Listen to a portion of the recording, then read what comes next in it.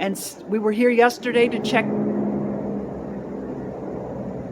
Jake brake. Hello friends, I'm Kim Passable. I'm here today in California, Maryland on a rescue mission. This is our 2008 Jeep thingy. It is the all-wheel drive version, and Jeep says that you cannot tow it with wheels on the ground. You have to have a flatbed. Well, we don't have a flatbed. What we have is a tow dolly. So the front wheels go on, but the back wheels go on the ground. And the specifics of the problem with this Jeep is that it runs, but you can't really drive it. We've decided that we were going to put this on a tow dolly. Now, Jeep does not recommend towing the all-wheel drive version of this car unless it's a stick, but this is an automatic transmission. So what we're going to do is take the drive shaft out of it. That'll free up the rear end completely from the drivetrain, and there won't be any risk of doing damage to the transmission, because if the engine isn't running, then the transmission isn't properly lubricated. You don't want it to just keep spinning. So removing the drive shaft, although it's not recommended by Jeep, relieves the problem of towing this vehicle, and that's what they used to do with rear-wheel drive cars if they were going to use a tow dolly. Anyways, long story short, we're taking the drive shaft out, but that should still allow us to drive it up onto the tow dolly and head back to Clarksville, Tennessee, where we'll fix it. And then this is going to be, I like it. Look how orange and pretty it is. It's really nice. We have it on charge because the battery was kind of dead, but it's already been started once already. And I will drag you underneath and show you how we have to disconnect the drive shaft, because it does have an like an intermediate bearing on the drive shaft, but we've already got things freed up.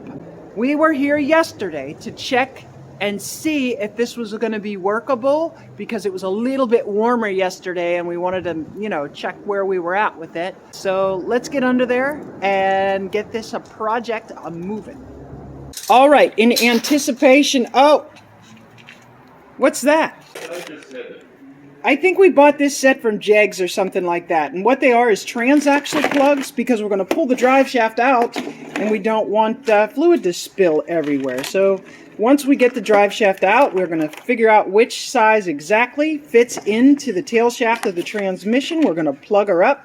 It comes with a variety of sizes, wasn't but maybe $10 or something like that. And that was advanced planning. We knew what we were going to do. Plan ahead. But maybe your local parts store will have something like this, or you can, I don't know, find a plastic cup or something to jam in there. This was the way to be fully prepared. Hey, we are on the ball. We know what we're doing. We're a little bit snug under this Jeep. It's cold. It's 40 degrees and I'm stuck under. Anyways, this is the rear of the vehicle joint that goes from the drive shaft to the transaxle. We've got one bolt left to get. And then this will just hopefully pull forward and drop out of there. And then there is an intermediate bearing, and we've got it loosened up, and we're going to take that off. Then there is the transmission tail shaft, and we're going to yank it out of there and put the plug in.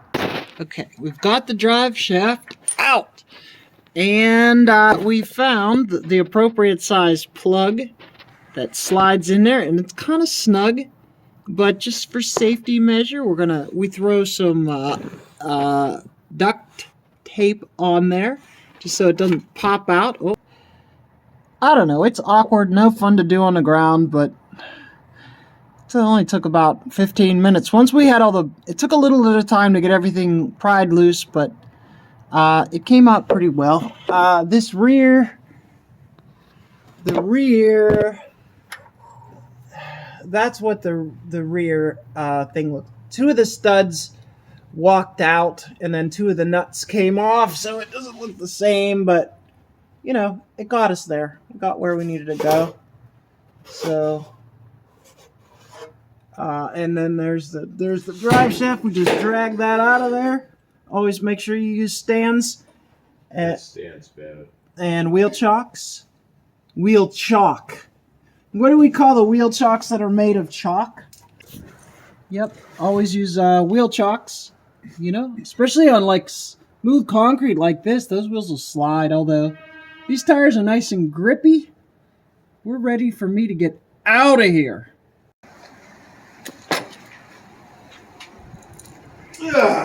What are you doing? Oh, Get that wheel chock. Okay, give it some push. I think you might have set the brake, did you?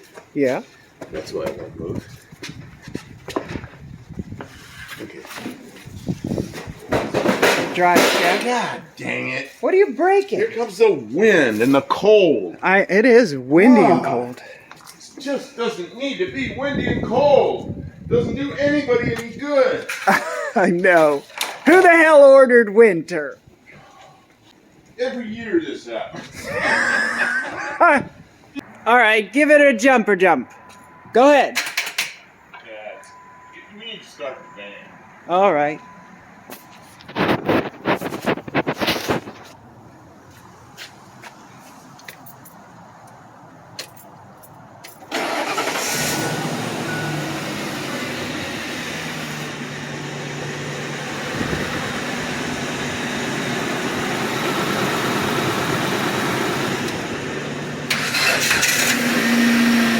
All right.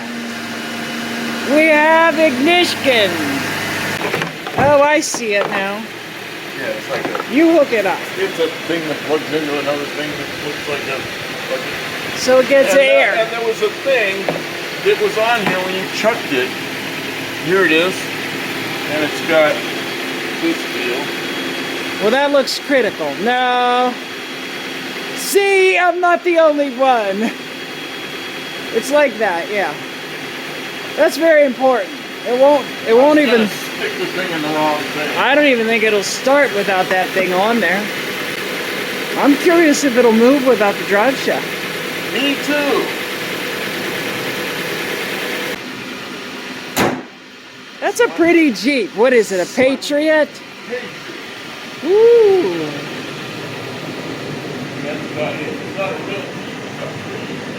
All right, see if it'll come out of there.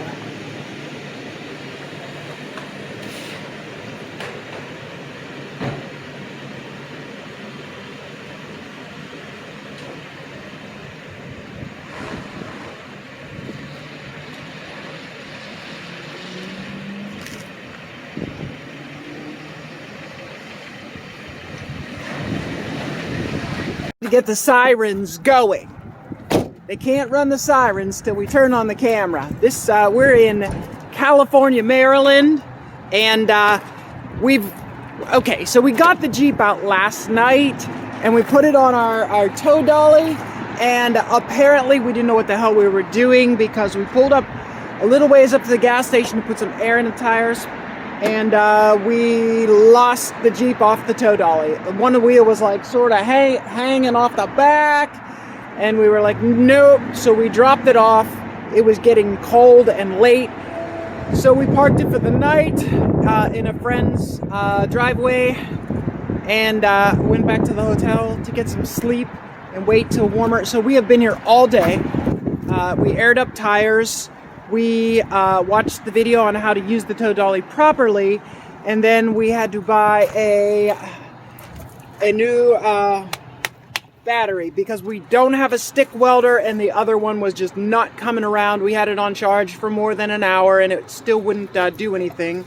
We had to put new battery terminals on because the other ones were all cooked from old, and then so we're putting that on. We've got so the van is like loaded down. There's a great big iron wood stove up there, and 318 poly block, interestingly enough. And so we are going to maybe just do separate vehicles for a little while until we get to where we're just going to be going straight on the internet. I don't know. We're not sure, but this has been trying, and I would have recorded all day, but I just kept thinking, oh, we're almost there, we're almost there, we're almost there. Well, it's getting dark on day 2, and we are still not out of this town, but I would really love to see Richmond before tomorrow. Maybe we'll spend one more night in a hotel and then back to Tennessee. Anyway, look how he's ready to go. He's ready for some serious. Why didn't we bring? Sun's getting low. Why didn't we bring the welder? Why didn't we bring the welder? We brought everything else. We've done battery maintenance all day and nothing worked. So now here we are with a new battery. What will you do if it doesn't start with the new battery? You have any matches? No. If it doesn't start with a new battery, it will start with a new battery. Yeah, it will. Okay, so Yeah, we had it running, but then we still need to test drive it because there's something wrong with one of the wheel sensors, and since this is an all-wheel drive vehicle with traction control, a failing wheel sensor puts it into limp mode and it'll only go 10 miles an hour. So it's going to take a really long time to drive it to Clarksville, Tennessee at 10 miles an hour. It's only 760 miles. Oh, so that'll only take us, someone doing us math. I don't think, this is probably it. We'll talk to you when we get back to Clarksville. I need to know which way to put this battery in. You took it out, so I don't know which way it goes. All right, I can't hold the camera and do that at the same time, so we will be back to let you know if we survive. All right. Hey, it's got a good vehicle. It's beeping, okay. All right, it starts like a vehicle. You know what? It's the first time it started in 2 days without a jump start. Yeah, I think it's time. All right, I'm gonna put the hood down, and then you've got to go and drive it around. I gotta drive it around. And make sure that it can go more than 10 miles an hour in traffic. The best kind of test. How's the brakes look?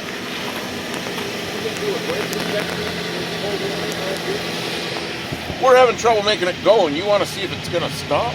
Well, if you think about it, the two should work before you test. The stopping should work before you test the going. I don't know. It's a motor. Wait, it's low miles, right? 181. I can just put it in reverse. Brakes are for sissies. Just put it in reverse. Okay. What turns the lights on? Something there. You can back up and get around me. Can't I just go forward? Through the grass, I guess. You're like, screw it, I'm never gonna be back here. We're already parked in the grass. No, this is kind of people park here. Okay, I'll be back. You got your phone? I got my phone. I'll go get it right now. I'm holding it, dummy. Do you got your phone? Here he comes, test driving it. Gotta make sure he's going. He's definitely going more than 10 miles an hour.